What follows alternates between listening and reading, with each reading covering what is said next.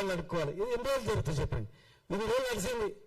వెనుకటికి ఊళ్ళలో బస్సు ఉండొద్దు, పేపర్ ఉండొద్దు, బట్టలు తినుకోవద్దు, ఆర్థికంగా స్కూల్ బడి ఉండొద్దు అనేటువంటి వ్యవస్థ ఉన్నది నడిచింది. ఇప్పుడు డిజిటల్ వ్యవస్థ వచ్చింది. అమెరికాలో అక్కడ ఇరాన్లో యుద్ధం అవుతుంటే ఇక చూస్తున్నాం, నిమిషంలో బాగా చూస్తున్నాం. ఇంత పరిజ్ఞానం ప్రపంచంలో ఏమేమి జరుగుతుందో ఎక్కడెక్కడ జరుగుతుందో మనం చూస్తున్నాం. ఇంత పరిజ్ఞానం ఉన్నటువంటి ఇప్పుడు కూడా మోసం చేస్తే ఈ ప్రజలు ఎట్లా అనుకుంటారని అనుకుంటున్నారు? ఆలోచన చేయాలా? ఎవరు ఆలోచన చేయకపోయినా మేధావులు ఆలోచన చేయాలి, మీడియా సంస్థలు ఆలోచన చేయాలి. మీ పైన బాధ్యత ఉంది. లేకపోతే తిరుగుబాటు వస్తుంది, గొడవ వస్తుంది. ఖచ్చితంగా రేపు ఈ దేశంలో రాయిపోయి అదే వేరేం లేదుగా ఆత్మగౌరవ సమస్య. ఈ దేశంలో ఉన్నటువంటిదే ప్రధానమైనటువంటి ఆత్మగౌరవ సమస్య. ఈ రాష్ట్రంలో మరీ ఎక్కువ. కర్ణాటక బిల్ సెన్సర్ చేశారు, కానీ అది చట్టబద్ధత లేదన్నారు, అసలు ప్రకటించలేదు.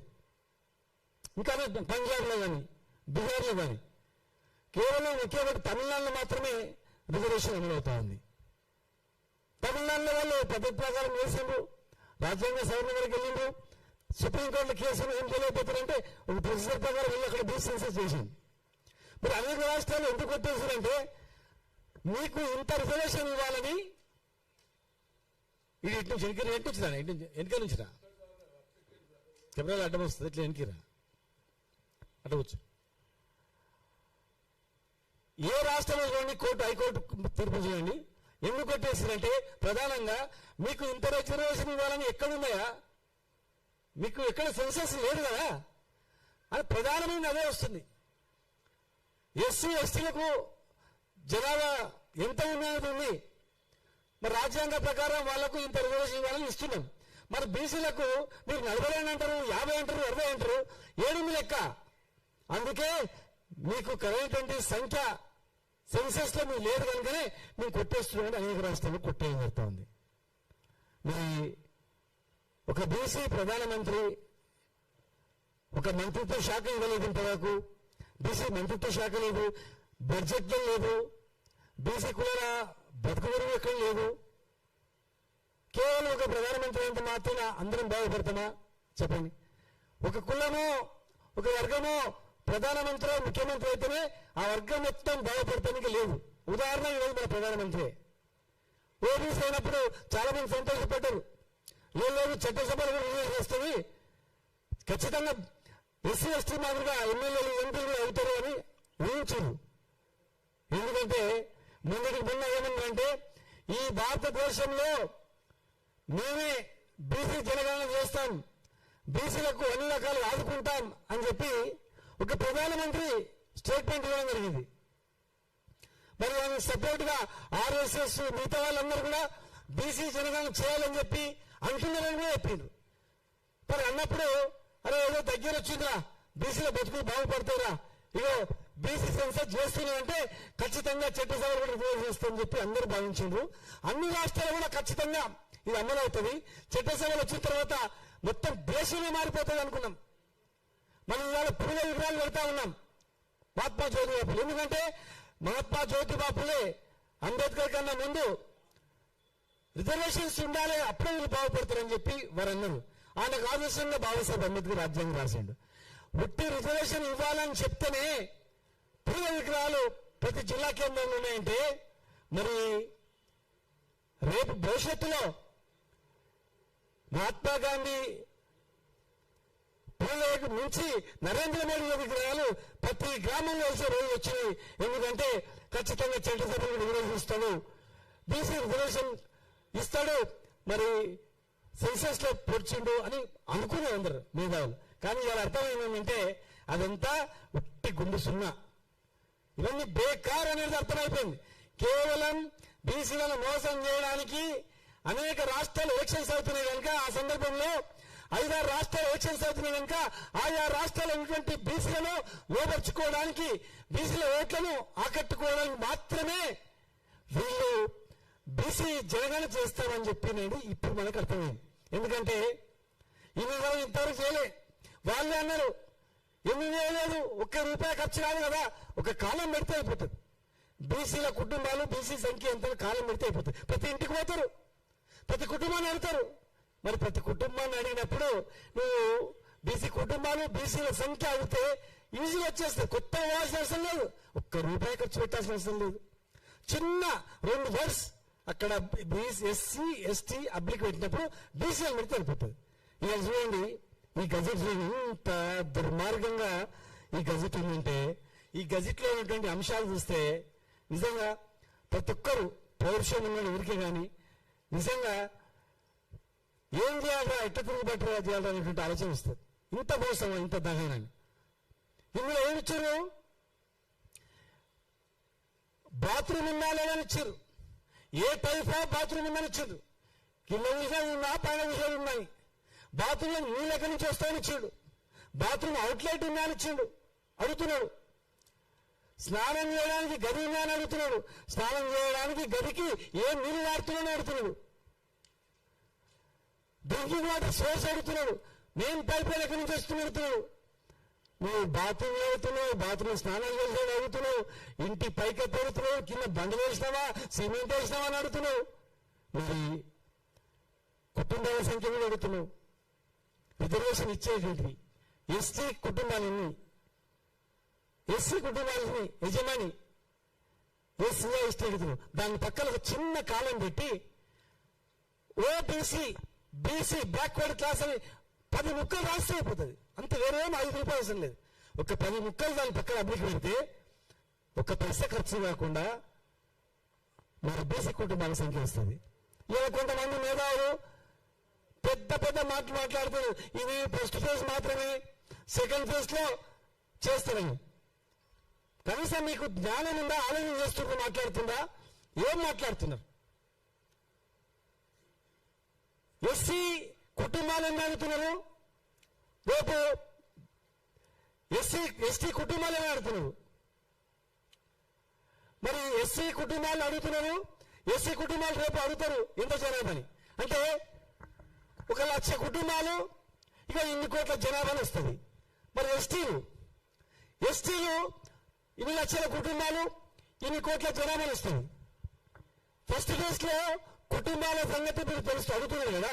రేపు మరి బీసీ జనగణ చేస్తామంటున్నారే, అప్పుడు ఎన్ని కుటుంబాలని కోట అడిగిందనుకో, ఎన్ని కుటుంబాల నుంచి ఎంత జనాభాని, ఎన్ని ఇండ్లున్నాయి అని జాబితా ఇప్పుడు ఎస్సీ ఎస్టీలకు ఉంటుంది కదా. మరి బీసీలు ఎన్ని కుటుంబాలు, ఎన్ని ఇండ్లు, సాంకేతిక భద్రత లేదు దీనికి. ఎస్సీల మాదిరిగా ఎస్టీల మాదిరిగా బీసీలకు లేదు. ఎస్సీల కుటుంబాలు ఉంది, ఎస్సీ కుటుంబ యజమానుల సంఖ్య ఉంది. ఎస్సీ కుటుంబాల నుంచి ఎంత జనాభా మేల్ ఫిమేల్ ఉంది, ఎస్టీలో ఉంది. మరి బీసీల జనాభా మాత్రమే ఉంది. ఎస్సీ ఎస్టీల మాదిరిగా కుటుంబాల సంఖ్య లేదు. ఎస్సీ ఎస్సీ కుటుంబాల మాదిరిగా ఇల్లు లేదు. ఎస్సీ ఎస్సీ కుటుంబాల మాదిరిగా ఇల్లు లేని బీసీల సంఖ్య కూడా లేదు. ఎస్సీ ఎస్టీ కుటుంబాల మాదిరిగా బాత్రూమ్ లేని, నల్ల లేని, పొయ్యి లేని, ఎల్పిజి గ్యాస్ లేనటువంటి కుటుంబాల సంఖ్య లేదు. మరి ఎస్సీ ఎస్టీల కన్నా నిరుపేదలైనటువంటి మోస్ట్ బ్యాక్వర్డ్ కమ్యూనిటీ, వాళ్ళకి ఈక్వల్ అయినటువంటి కమ్యూనిటీ బీసీలలో ఉంది. మరి వాళ్ళ బతుకులు ఏమైపోవాలా? ఆలోచన వేసిందా? అంటే మీరు కావాలనే ఇవన్నీ పెట్టి ఇగో మేము బీసీ జనగణన చేసినాము, మాకు సంబంధం లేదు, మరి నెక్స్ట్ సెన్సస్ చేస్తాం కుటుంబాల సంఖ్య అని చెప్తారా? ఏం చెప్తారు? ఏం సమాధానం చెప్తారు? మీరు కోర్టు తీర్పు చూసుకొని ఫ్యూచర్ లో మళ్ళీ కోర్టుకు పోయినా కూడా ఇబ్బంది రాకుండా చేయాలనే ఆలోచన ఉందా లేదా? ఎస్సీ ఎస్టీల మాదిరిగా ఇబ్బంది కలగకుండా వీళ్ళు ఆదుకోవాలని చెప్పి ఉన్నదా లేదా? ఆలోచన చేయాలి మనం అందరూ కూడా.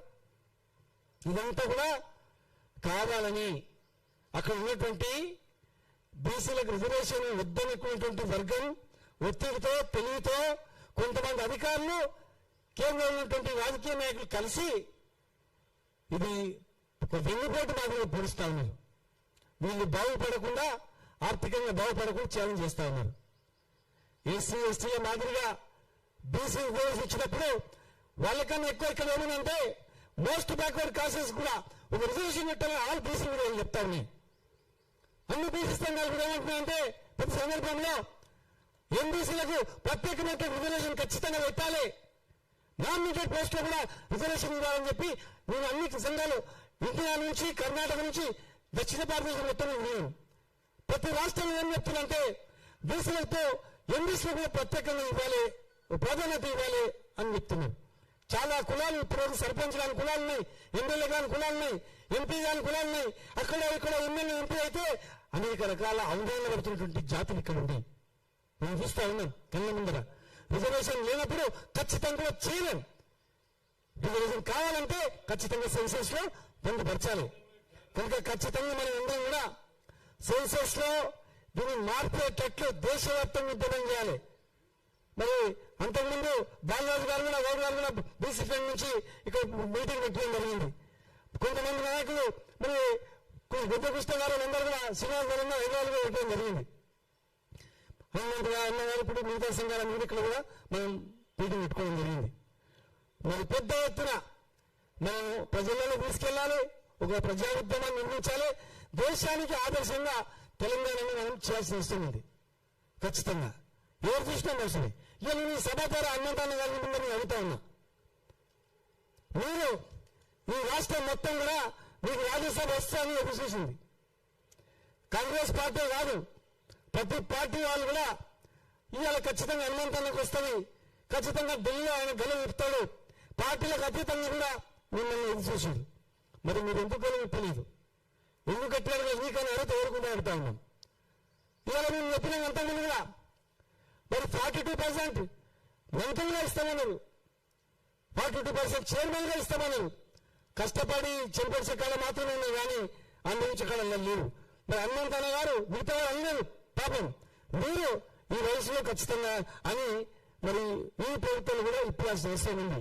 ₹1 ఖర్చు కానిటువంటిది ఎడ్యుకేషన్ ఇవ్వాల్సిన అవసరం ఉంది. ₹1 ఖర్చు కానిటువంటిది ఉద్యోగాలకు రిజర్వేషన్ ఇవ్వాల్సిన అవసరం ఉంది. మీలాంటి వ్యక్తి గట్టిగా మాట్లాడితే ఇలా మిమ్మల్ని అందరూ కూడా హర్షిస్తూ ఉంటారు, అందరూ అభిమానిస్తారు, మీ నుంచి అందరూ వస్తారు. కనుక మిగతా వాళ్ళు అనలేము. మిగతా వాళ్ళు ఎందుకంటే అంటే ఖర్చు కడతారు, ఇబ్బంది చేస్తారు ఎవరైనా కూడా. కనుక మీరు గలం ఇవ్వాల్సిన అవసరం ఉంది. మేమందరం కూడా మరి మీరు స్టార్ట్ చేస్తే రేపు భవిష్యత్తులో అన్ని పార్టీలు కూడా 45% మంత్రి పదవులు ఇస్తారు, 45% చైర్మన్ పదవులు ఇస్తారు, 45% విద్యా ఉద్యోగాలు ఇస్తారు. మరి రాజకీయంగా కూడా ఇస్తారు. రేపు అతి ప్రమాదం ఏంటంటే అతి ప్రమాదం అయింది మహిళా రిజర్వేషన్ ఉంది. అతి ప్రమాదం అయింది ఒక మహిళా రిజర్వేషన్ ఉంది. మరి మహిళా రిజర్వేషన్ ఉన్నప్పుడు బీసీ రిజర్వేషన్ లేకపోతే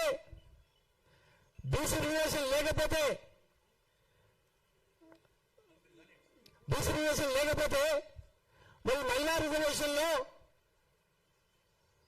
ఎట్లా వస్తారు? ఉన్న బీసీల సంఖ్య పడుతుంది. ఉదాహరణకు ఒక బీసీ ఎమ్మెల్యే ఉంటాడు, మరి అది ఉండేందనుకో చాలా మంది ఇష్టపడరు. మరి అది ఎక్కడ పోతుంది? ఎవరికోతుంది? అది ఆలోచన చేయండి. సంఖ్యలు పెరిగినా కూడా డిలిమిటేషన్ అయినా కూడా రిజర్వేషన్ లేకపోతే చాలా ప్రశ్నార్థకంగా అవుతుంది, ఇంకా ఘోరంగా అవుతుంది. రాను తలుచుకోండి ఒకసారి చాలా ఘోరమైన పరిస్థితి ఉంటుంది. రిజర్వేషన్ లేదు, మరి బీసీల చట్టంలో లేదు. మరి రాను రాజకీయ వారసత్వము ఎంత క్షీణించకపోతుందో మరి సంఖ్య వెళ్ళినా కూడా లాభం లేదు. కనుక చట్టసభలో కూడా రిజర్వేషన్ ఇవ్వాలని చెప్పి మరి ఈ సభ ద్వారా డిమాండ్ చేయాల్సిన అవసరం ఉంది. ఖచ్చితంగా నేను నిలబడాల్సిన అవసరం ఉంది. మీరు పెద్ద మనిషి వయసులో ఇంత అనుభవించడు, మీరు ఎప్పుడో ముఖ్యమంత్రి కావాల్సిన వ్యక్తి, కానీ కేవలం ఈ జాతిలో పుట్టినందుకు ఆ పాపానికి కాలేకపోయింది, లేకపోతే ఎప్పుడో అయిపోయేవాళ్ళు, ముఖ్యమంత్రి స్థాయి వెళ్ళిపోయింది. అయినా కూడా ఓపికతో, ఒక భీష్ముల్లాగా ఓపికతో, సన్మానంతో అరే నేను కొట్లాడితే నా జాతికి నష్టం జరుగుతుంది, ఏదైతే సన్నిహితంగా అని చెప్పి 80 ఏళ్ళ వయసులో కూడా మీరు తమిళనాడుతా ఉన్నారు. మనిషి జీవితం ఏదో శాస్త్రం కాదు, చాలా చిన్న జీవితం. ఇన్ని రోజులు బతికిన ఎట్లా బతకడం చాలా ఇంపార్టెంట్, పౌరుషంగా బతకడం చాలా ఇంపార్టెంట్. భయంతో బతికే ఉన్న పేరు చూసిపోతాయి. ఎక్కడ ఉన్నా ధైర్యంతో అక్కడ ఎదురిస్తేనే వానికి గౌరవం ఉంటుంది, రేపు భవిష్యత్తు ఉంటుంది. కనుక ఇంత మోసం చేసి ₹1 ఖర్చు అయినటువంటి అంశాన్ని చేర్చకుండా ఇలా మనందరం చీట్ చేసినందుకు ఖచ్చితంగా మరి అందరం కూడా మనం ప్రజలకు వాయిస్ చేశామండి. ఢిల్లీలో కూడా పెద్ద ఎత్తున మరి ఢిల్లీలో కూడా ధర్నాలు చేయాల్సిన అవసరం ఉంది. ఒక కార్యాచరణ కూడా మనం ఇవ్వాల్సిన అవసరం ఉంది. ఈ సభ ద్వారా మనం ఈ సమావేశం ద్వారా ఖచ్చితంగా ఒక మెసేజ్ ఇవ్వాల్సిన అవసరం ఉంది.